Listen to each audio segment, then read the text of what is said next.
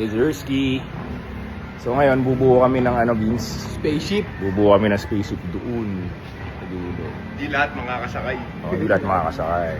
Bubuo ako ng spaceship kasi gusto ko, pag mag-iisip ka ng idea, out of this world. So kung sinong gusto mag-isip ng mga out of this world ideas, welcome kayong pumunta dito sa gagawin natin spaceship. Magpa tayo spaceship dito.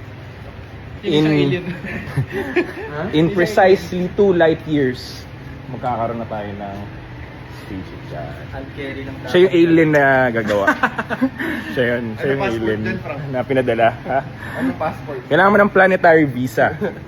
Okay, mag-apply ka ng Ito yung planetary sa visa immigration. mo. Yun na. Ayan, no, siya yung consul. Pag Carry lang dala, no? Bawal excess luggage. Yan, carry lang. Siya yung natin, alien. Unang alien. Unang requirement dyan, dapat may problema. Ano ba na to? It's Jera Marie. Jeremy. Iba tong breakfast natin. Ang ganda! Yes, sir! Saan na pa guys? Kailangan gumawa nito. Up. Sarap na kayo palang ketchup. Oo, no? Harap kayo pa lang ketchup, no? Inaano mo lang ako eh. Yung bagong boxing shoes ni Meme, to. Mga-atensyon.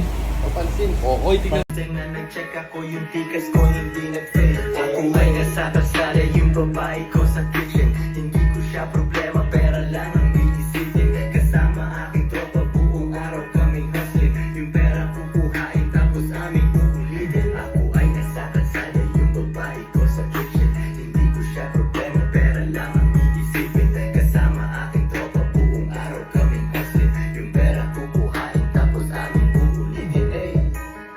Ito ang nangyayari sa akin ngayon. Gawa lang ako ng gawa ng kanta dyan sa bahay. So, yung, di ba kakalabas lang namin ng mixtape ni JP, yung Two Joints and Harmony mixtape. Kakalabas lang noon, meron na naka-ready agad na mixtape para sa katapusan ng February, which is yung Haring Almighty mixtape na kasama ko si Haring Maggie. At hindi pa nalalabas yung mixtape na yon, may parating na agad na isa pang mixtape.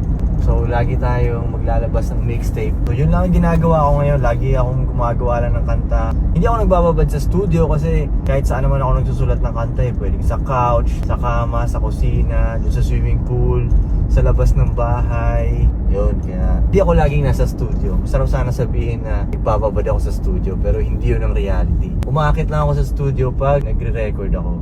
Tapos, yun lang.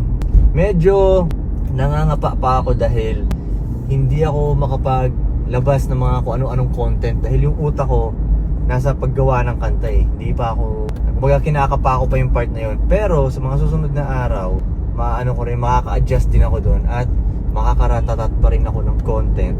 Plus, makakagawa ako ng mga kanta. So ngayon, ayoko munang gumawa ng mga bullshit na na hindi related sa music ko.